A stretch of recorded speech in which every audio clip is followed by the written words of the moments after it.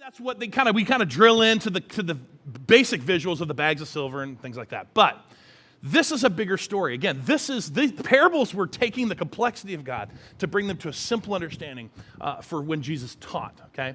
So for you and for me, what I want us to focus on is the big picture of the story. That God, again, Jesus is the master who's going away. This is big context for the story. He's the master going away. The people he's entrusting everything with is sitting right with him, and he's entrusting them, and there's going to be an account.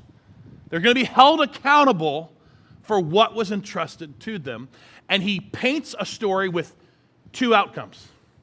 Two outcomes. And here's the two outcomes. Number one, you pursue, risk, and leverage everything that's been entrusted to you. The other outcome was do nothing. Those are the two outcomes that Jesus gives. As a matter of fact, if you want to study this and kind of challenge me, I'd encourage you to do so. Most of the time when Jesus would paint a picture with multiple outcomes, he usually only ever gave two.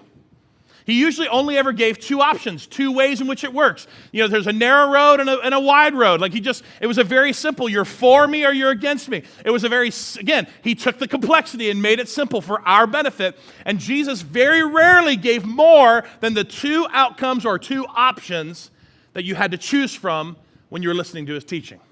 Problem is, we North Americans, right, we love our options, right? What oftentimes happens when we read Scripture, when we're looking at these things, Jesus will give two options. He will give two outcomes. He will give you a yes or a no. He will give you a this way or that. But we tend to interpret these things, and we start manufacturing options that we feel a little bit more comfortable with.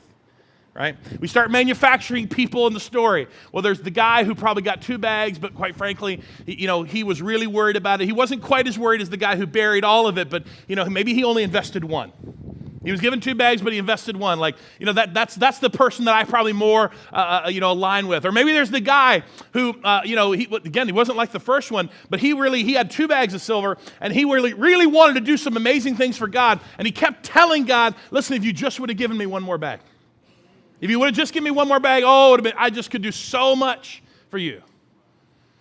And then there's the one that I think is a little bit more common. There's the one that we create that we want to believe that the fact that he intended to do something with the bag that God gave him should matter. That he intended to. He only put it aside for a moment. He put it aside just for a season of me time. He only put it aside for just a season of life. But he intended to do it. He had a January list full of resolutions of what he intended to do with what God entrusted with him. But at the end of the day, he still did nothing. Matter of fact, this is a statement I came with a couple years ago when I first came across this. This kind of just spoke to me. It just said, look, there's no difference between almost doing something and doing nothing. And you have to understand that. We live in a culture where we want our intentions to matter. We'll even pull Scripture out. Yeah, but God knows the heart, right? God knows the heart. Yes, he does know your heart. And he would call you a wicked, lazy servant. Y'all with me? Listen, it ain't going to get any easier from this point forward. I'm just letting you know.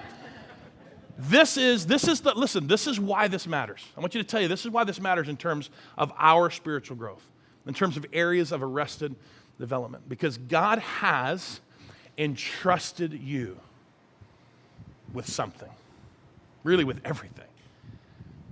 And we are going to be held in account for it.